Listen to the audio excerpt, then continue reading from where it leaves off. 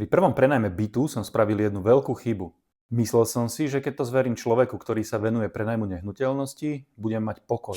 Veril som, že mi nájde spoľahlivého nájomníka, ktorý bude platiť pravidelne a na čas a pripraví zmluvu, ktorá ma bude chrániť.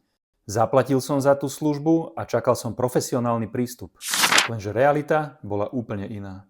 V jednom prípade mi našli nájomníka, ktorý mal problém s alkoholom a dlhy po celom meste. Ja chápem, že sa to môže stať, ale v mojom prípade sa to dalo zistiť dopredu. Bolo to menšie mesto, takže stačili referencie, kamaráti, známi alebo trochu lepšie preverenie. V ďalšom prípade bola zmluva napísaná tak, že ma to pri vyúčtovaní stálo viac ako 1000 eur navyše. No a vtedy som si povedal, že takúto chybu už nikdy viac neurobím. Jediný človek, ktorému naozaj záleží na tom, aby bol nájomník spoľahlivý a zmluva správne pripravená, som ja sám. Odvtedy si nájomníkov preverujem sám, vytvoril som si na to vlastný systém a postupne zistujem, na čo si dávať najväčší pozor. No a o tieto skúsenosti sa chcem podeliť, aby ste nemuseli opakovať rovnaké chyby. Ak prenajímaš byt alebo sa na to chystáš, sleduj ma.